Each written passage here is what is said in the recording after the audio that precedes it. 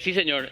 Lo vamos a saludar a José Ortiz para esta segunda parte de la entrevista, porque ayer, por cuestiones técnicas y tiempo también nos quedamos en parte de su explicación. José, ¿cómo estás? Buen día. Te saludan Carlos y Diego aquí para América. Buen día a ambos y a la teleaudiencia. Ahora, no sé qué pasa, yo no los veo a ustedes. ¿No nos ves? No, En un ratito vamos a solucionar ese problema, pero nos escuchás bien, ¿verdad? sí, lo estoy Genial, escuchando, sí. genial, genial. No, en un ratito vamos a solucionar ese inconveniente para que tengas también retorno en el teléfono. José, era el seguimiento un poco de esta charla que estábamos teniendo ayer. Vos estabas hablando de CEPRELAT, es así, y te quiero dejar terminar esa idea, ¿verdad? Y después hacerte algunas preguntas también. Sí, con gusto. Bueno, habíamos comenzado un poquito por el caso de este ministro que estaba finalmente vinculado con narcotraficantes, ¿verdad? Este señor Yucio, ¿verdad? Que ante un requerimiento del Congreso se fue allá, bueno, en coordinación con algunos políticos aliados, hace un show mediático, muestra unos dibujitos tratando de distorsionar operaciones del grupo Cartes, ¿verdad? Tratando de endilgar y hablar de procesos ilícitos y demás cosas. Y luego, en contra de lo que dicen todos los penalistas del Paraguay, propios y extraños, se va y presenta esa documentación de una denuncia en la CEPRELAP, que no es un órgano receptor de denuncias, ¿verdad? En vez de ir a la Fiscalía o a la Policía Nacional, donde le han dicho todos los abogados entendidos penalistas del Paraguay que su acción de ir a la CEPRELAP era absolutamente indebida. Pero era una acción coordinada con su amigo Rey, ¿verdad? En el sentido de llevar allá, y CEPRELAP trata de dar forma a ese berrinche, a esos dibujitos que lleva Yucio, ¿verdad? Bueno, entonces, ¿qué hace CEPRELAP? CEPRELAP le toca la difícil tarea de tratar de darle forma a un chamburreado, ¿verdad? A toda esa serie de dibujitos y de conexiones que no tienen nada que ver una cosa con otra.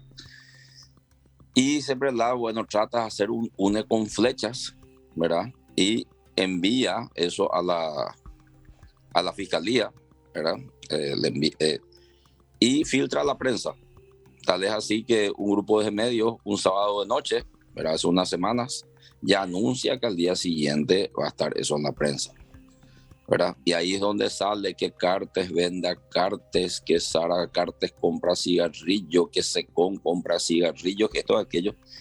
Mira, fueron tan mediocres porque vos sabrás que ellos, ayer por lo que he visto, sos una persona que te preparas para las cosas.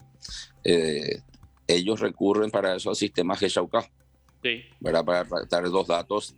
¿Qué pasa? G-Shauka, también nosotros después indagamos qué datos le da. Le da que hay una factura de venta y que le da una factura de compra, ¿verdad? Claro. Pero no le da el detalle de la operación. Si quieren el detalle de la operación, a través de la Subsecretaría de Tributación deben recurrir a la fuente.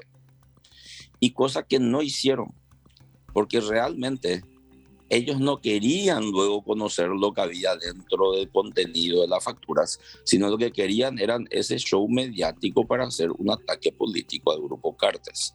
Entonces filtran esa información, ¿verdad? Parcialmente, que finalmente ya no se entiende si esa información y eso que filtraron es o no lo que está en la Fiscalía.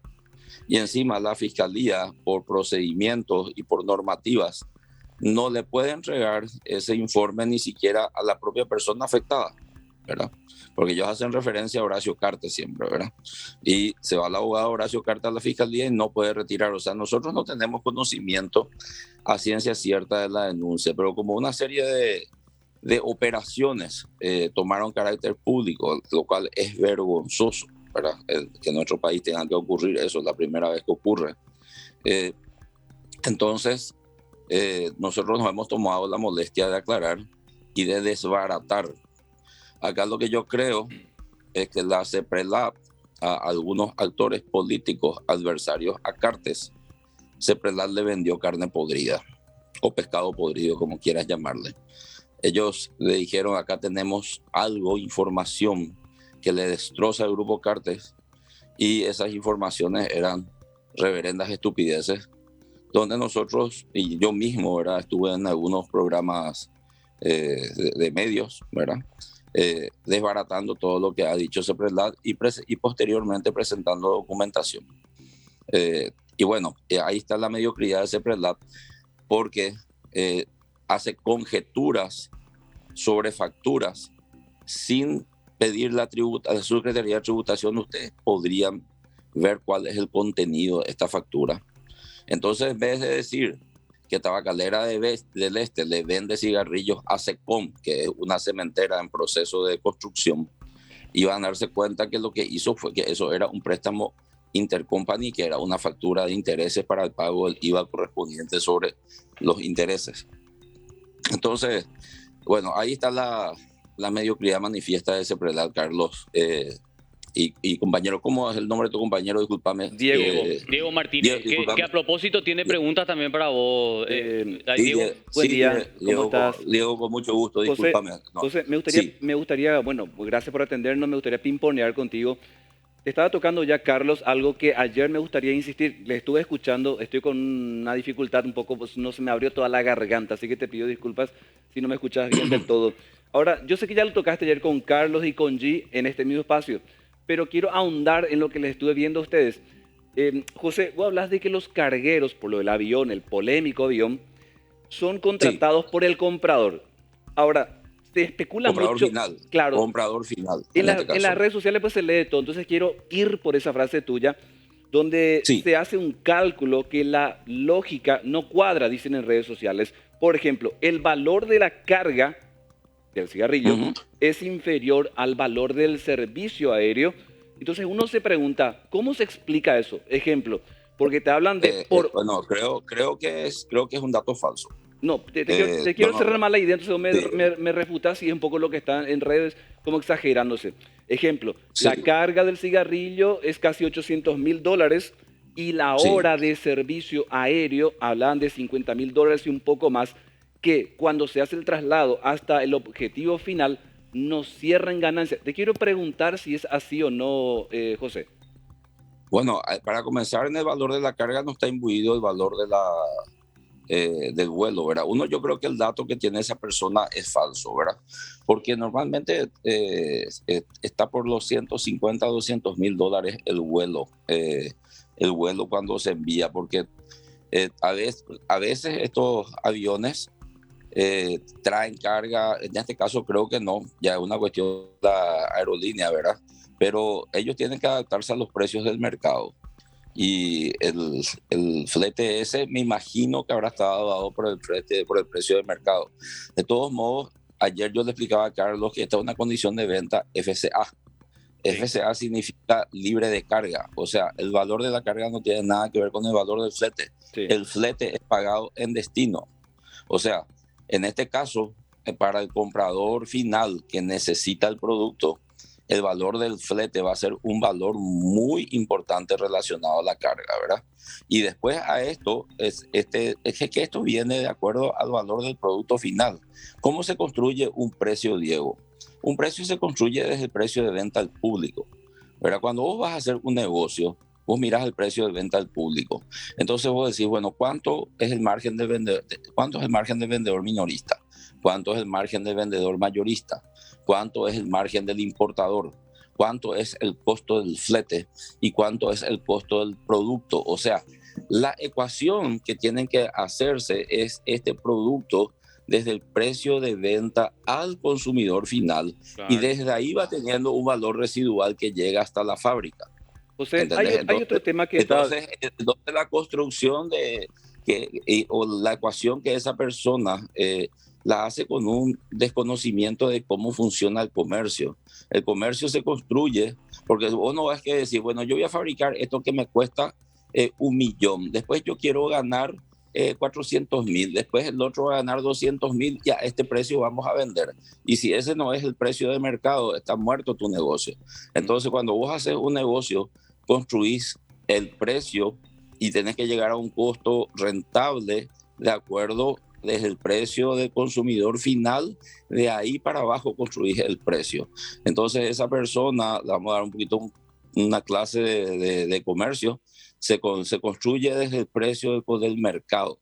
Y si el mercado te permitió pagar al distribuidor final, o sea, al minorista, al mayorista, al importador, al intermediario, el flete y el producto, entonces quiere decir que los números le cuadran en el destino final de este producto. Este producto va a ser exportado otra vez a Aruba, José, ¿verdad? Desde Aruba. Entonces José, se construye de esa manera sí. el precio, entonces esa ecuación es errada, ¿verdad? Hablando de ecuación, Mira, José, inclusive puede haber casos en que el flete cueste casi lo mismo que el producto. ajá. Si el mercado te permite, te puede ocurrir eso, Diego, ¿entendés? José, Entonces, yo sé que vos ya lo creo que está hablaste, aclarado. sí, yo sé que ayer lo Está hablaste, aclarado. sí, bueno, es la explicación que nos estás dando. El otro punto, yo sé que ya lo hablaste acá, ya lo hablaste en otros medios, José, pero quiero insistir nada más para ahondar un poco más. Se habla mucho, el Cartes compró de Cartes, como vos ya arrancabas diciendo. En Sí. este último caso del avión, si se puede saber, ¿quién es Ujú. el comprador final? El comprador final es una firma tabacal de Aruba. Eh, ¿Me escuchaste? Sí, Porque quedó en silencio. ¿por qué te pregunto esto, José? Porque, como verás, mucha información la recogemos de las redes, como también de los medios que se van publicando sobre esto. Este último comprador, ¿qué vínculo directo tiene con el grupo Cartes?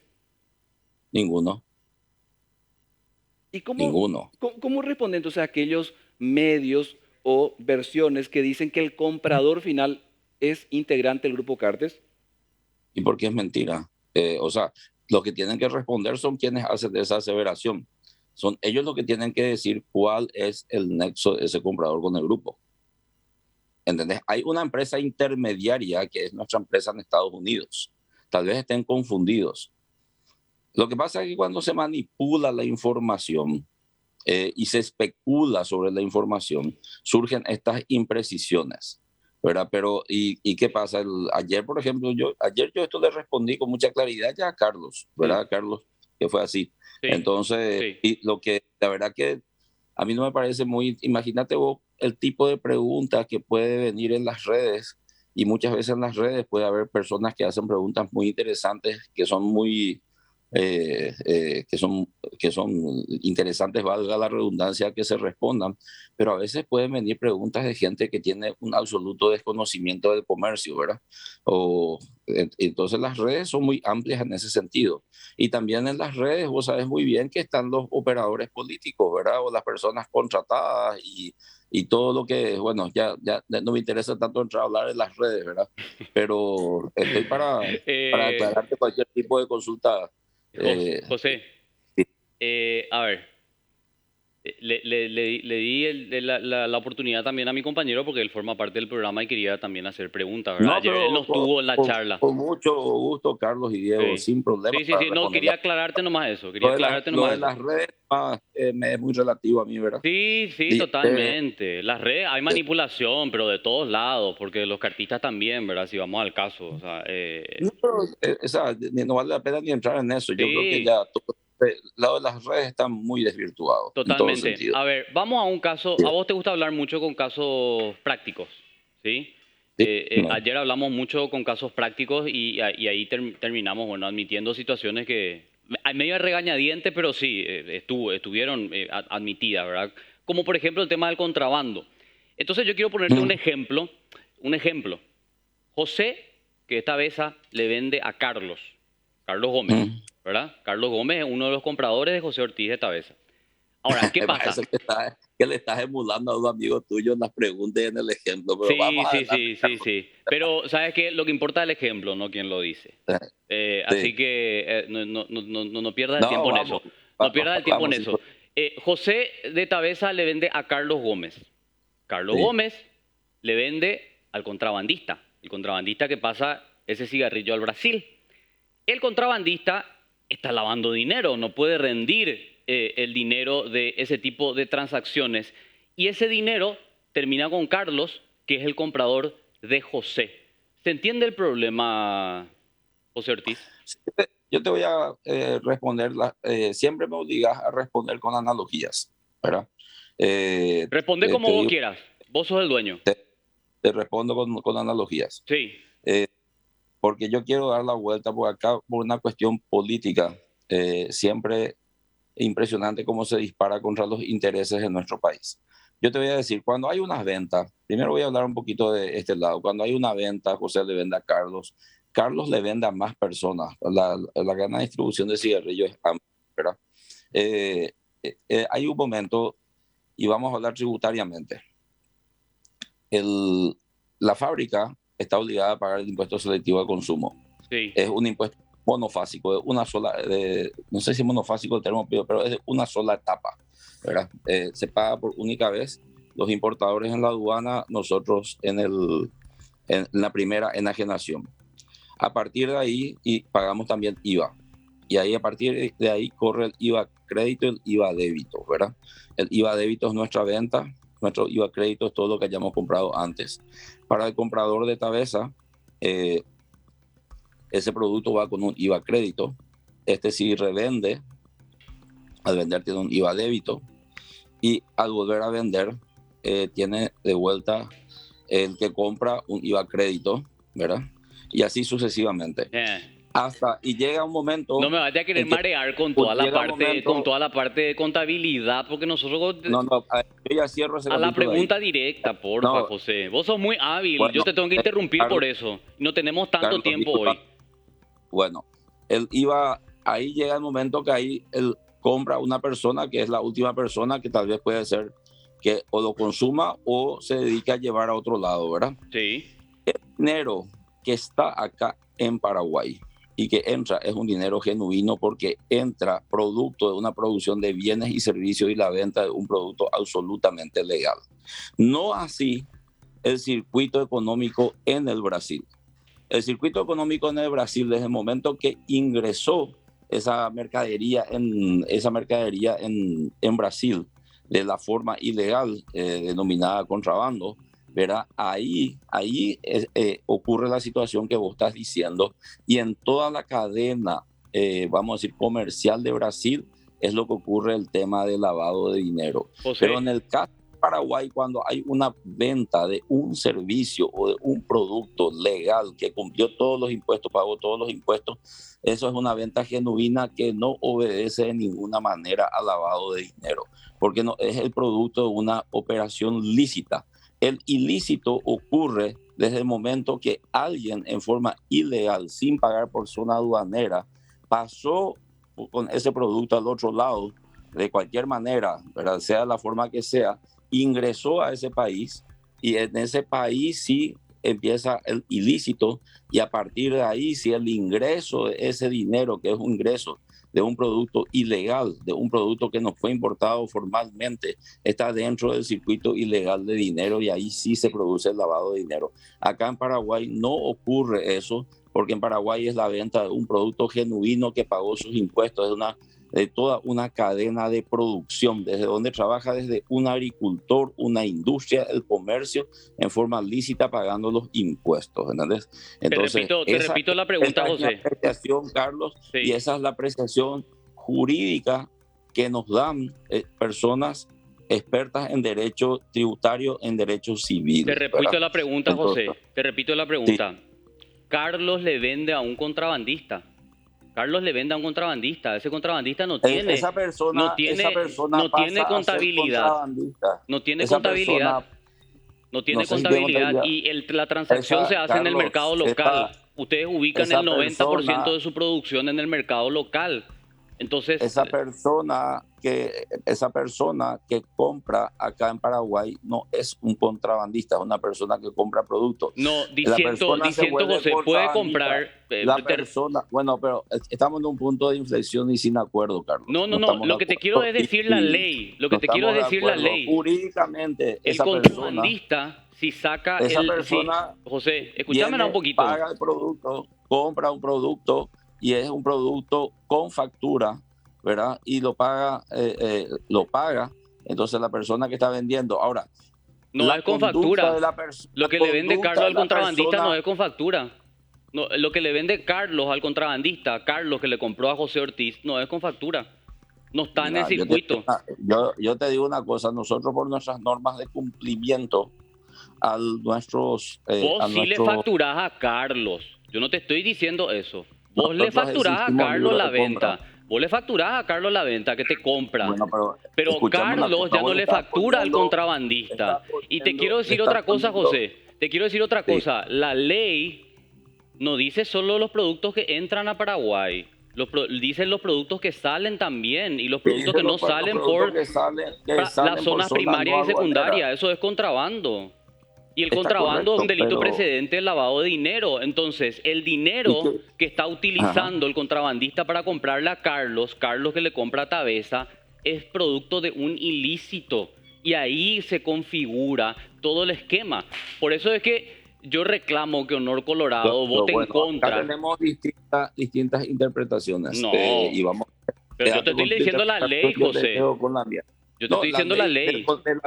De la ley no estamos discutiendo. Lo ¿Y que yo entonces? te estoy diciendo es la persona que vende un producto genuino, que ha pagado todos los impuestos y que Yo no te estoy factura hablando de esos impuestos, eso. no tiene ninguna responsabilidad y recibe un dinero por un producto lícito. Entonces, a partir de ahí, lo que pase con ese producto podría entrar en todas esas figuras que vos estás diciendo. Claro, Pero la persona que enajena José, un producto de José. forma lícita y lícitamente está recibiendo un dinero por la venta de un producto. Ahora, vamos a algo lógico. ¿Me permitís? Carlos, déjame terminar, Carlos. Sí, Ahora sí. vamos a la analogía. Porque ahí ¿Me es donde permití entra un toda la- ejemplo? donde ¿Me permití entra- un no, ejemplo? pero ¿Me permití un yo te quiero dar ejemplo? un ejemplo ahora. Decime, ¿Me permití decime un el ejemplo, ejemplo? porque Bueno, después me a ver, dejas hablar. vamos a un caso puntual, ¿verdad? Si el contrabandista ya no le compra a Carlos, ¿qué nivel de demanda va a tener Carlos de Tabesa?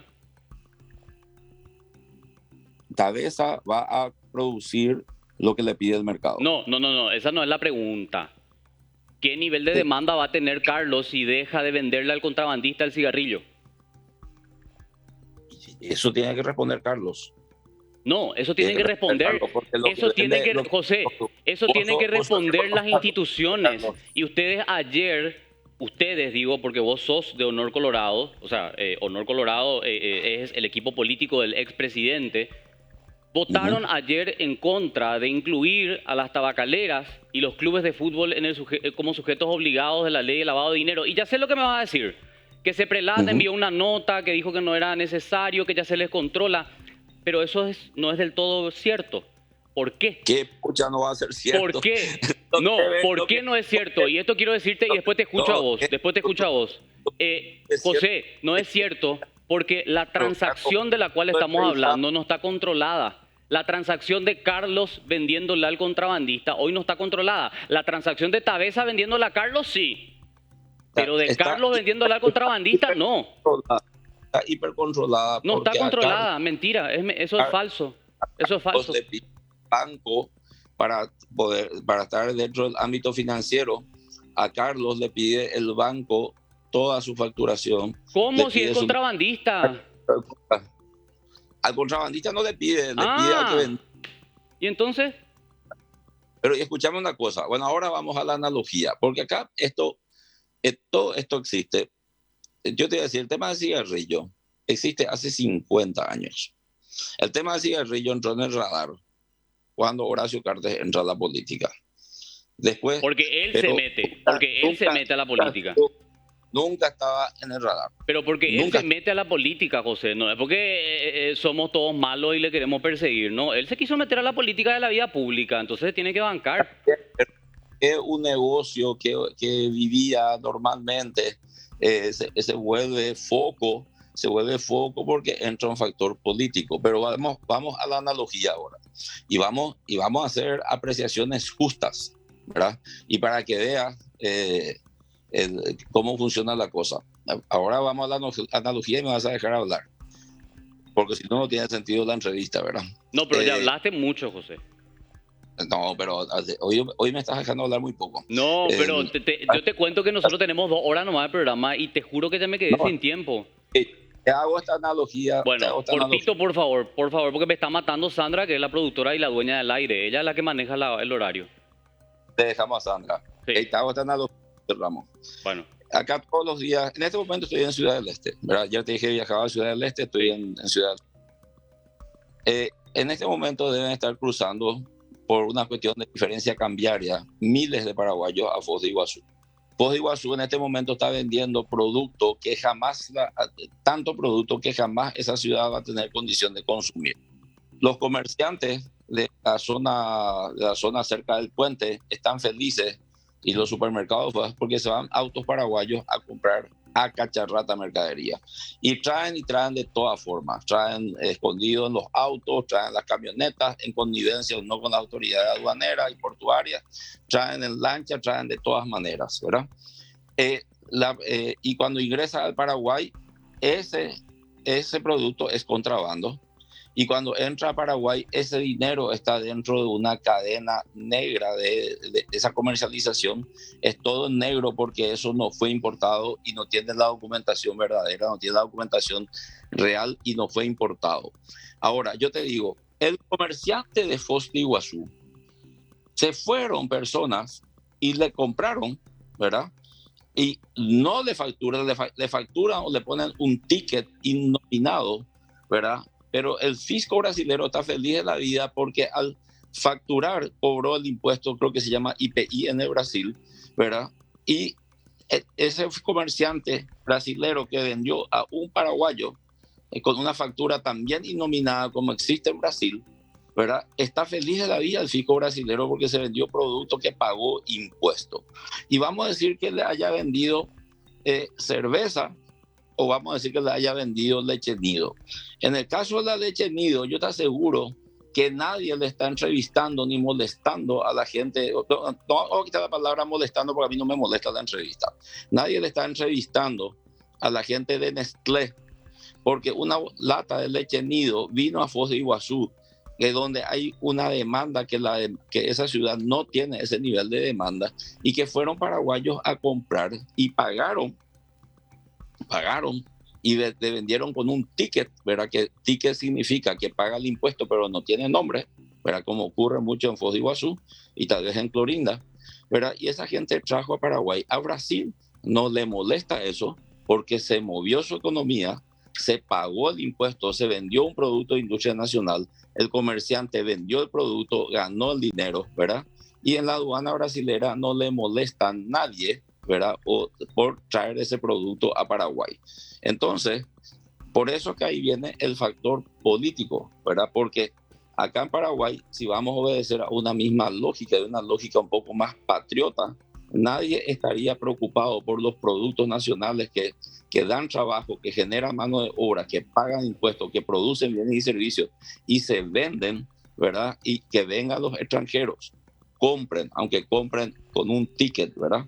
Y después se vaya al otro lado, no debería molestar, pero molesta por el factor político. José, Entonces, donde a veces podemos decir que los paraguayos escupen para arriba o escupen contra el viento, se disparan en el pie, porque en vez de defender sus intereses y estar preocupados por todo lo que ingresa a nuestro país sin José, pagar impuestos, están preocupados por un factor político de atacar un producto que vienen brasileros y llevan al otro lado, muy ¿verdad? bien. José, Entonces, yo creo que ahí podemos cerrar la sí, conversación. por favor. Me están matando acá, por eso nomás.